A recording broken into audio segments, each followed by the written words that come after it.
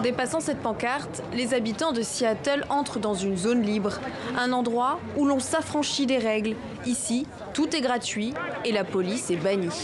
On est passé d'un sac de courses à ce que vous voyez là en 24 heures. Et aussi incroyable que ça peut paraître de voir tout ce monde réuni, ce n'est pas pour la zone autonome, ce n'est pas pour la coopérative, mais parce que Black Lives Matter et parce que la communauté noire a souffert depuis assez longtemps. Installés sur 5 pâtés de maisons autour d'un commissariat de police fermé temporairement, ces manifestants ont créé un agora, un espace autogéré par le peuple pour le peuple, un îlot de liberté, d'échange et de débat. En particulier après tant de semaines de manifestations, ça fait juste du bien de faire partie de quelque chose de vraiment positif et paisible. Et chacun veut apposer son empreinte dans cette période de l'histoire de l'Amérique. Cet artiste participe à la création d'une fresque géante.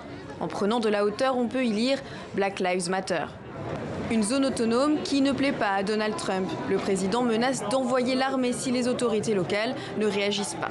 On ne va pas laisser Seattle être occupé par des anarchistes. Si on doit y aller, on doit y aller. D'une manière ou d'une autre, cela doit être fait. Devant ces menaces, la maire démocrate de Seattle a tenu une conférence de presse au ton plutôt cinglant. S'il y a bien une chose que le président ne comprendra jamais, c'est qu'écouter ce qu'a à dire la communauté n'est pas une faiblesse, mais une force.